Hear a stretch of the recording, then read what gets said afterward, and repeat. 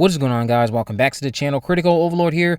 We're going to be talking about Welcome to Derry in this video here today. So this will be the start of my week-to-week recaps of the episodes as they air on HBO Max and HBO at 9 p.m. Eastern or 7 p.m. depending on what time zone you're in. This will be the recap for the pilot episode that just finished airing on HBO. So Welcome to Derry episode 1 starts in the year 1962 with the camera panning the inside of a theater auditorium. A very young child named Maddie is spotted by an usher named Cal. He snuck in for a freebie screening but runs out to avoid trouble with Cal. A young girl by the name of Riley, who also works at the theater, is asked if she knows where Maddie went, but she lies while we see him still hiding in the theater.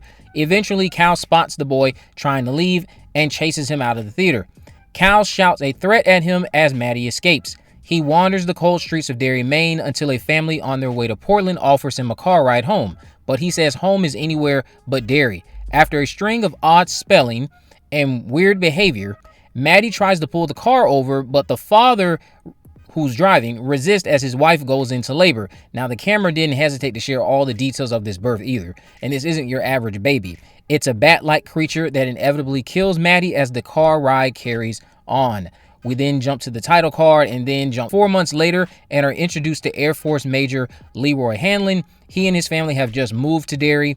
After getting acquainted with him, we jump to the local school and follow a character named Lily, who gets strange looks from kids in the hall because she spent time in a mental place. We're also introduced to her friend Marge and 2 other boys named Teddy and Phil, discussing what is happening at the Air Force Base. Back at the base, Hanlon is introduced to the men he'll be working with. After a tense exchange with one guy named Masters, the colonel asks the major to meet him tomorrow. Teddy and Phil are shown at night in a bedroom. Phil is spying on one of the female neighbors, waiting for her to undress, and Teddy is struggling to cope with Maddie's absence since it's been 4 months since his disappearance. They never found a body. Phil tries to remind him it's not their fault what happened to Maddie, but it becomes an argument and Teddy just leaves the room.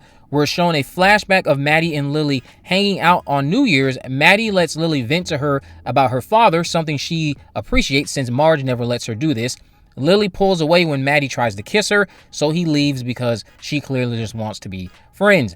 Lily's mom comes to her bathroom to remind her they are visiting the dad's grave tomorrow. After this, Maddie's voice is heard from the sink. Lily begs him to come home, but a bloody finger startles Lily as it comes out of the sink.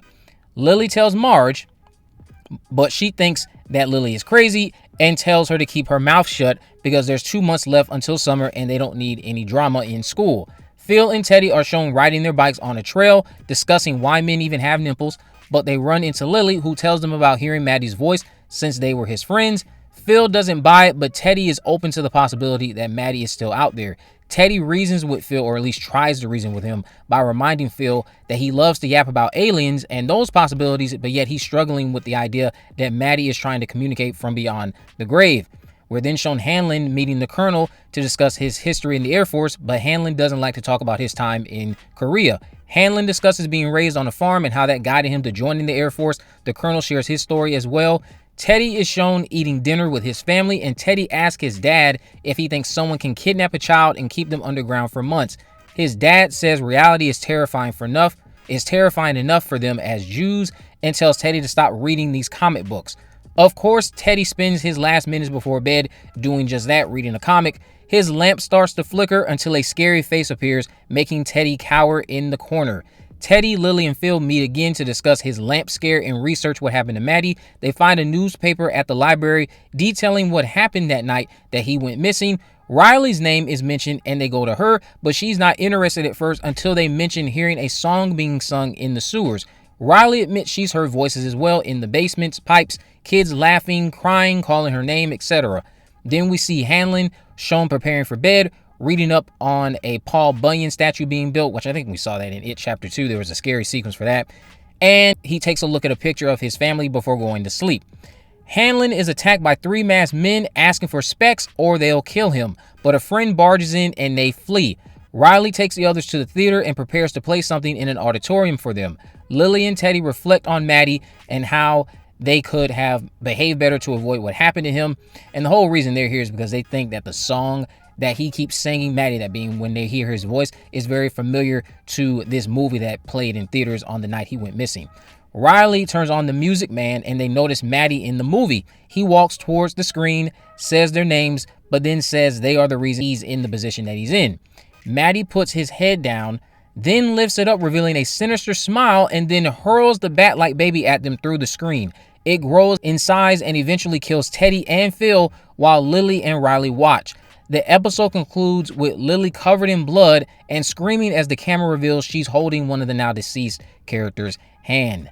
Now, I have to say, what an absolute beast of a pilot episode. It makes great use of its time, feeds us enough details about our major players for us to care about them, a great job building up the mystery around Maddie's disappearance and the guilt his friends feel. For something that is an hour long almost, this hour flew by. It's exceptionally paced. Nothing was too long or too short. The tense moments were allowed to breathe and get under your skin. Lots of stellar camera work featured throughout. I love this for Andy Muschietti because I did recently revisit It Chapter 2, and it's not as all right as I thought it was. That movie is actually quite bad. Granted, I've only seen it at this point 6 times, but on my 6th viewing, I've now joined the barrage of people who think this is a pretty awful made movie. Beforehand, I was just one of those people who's like, well, I've seen worse, and I just thought it was all right.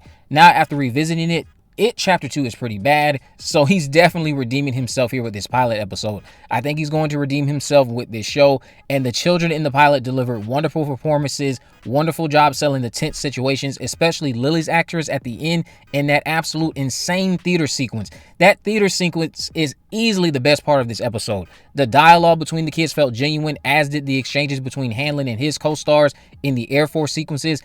I don't think any reasonable person is going to care that Pennywise wasn't present here, because if the pilot is anything to go off of, Welcome to Derry could do just fine without Pennywise appearing until the finale.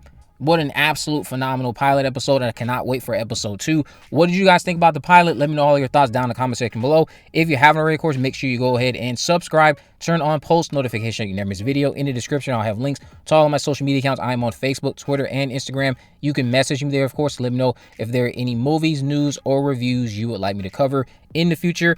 And with all that in mind, guys, I will see you in the next video.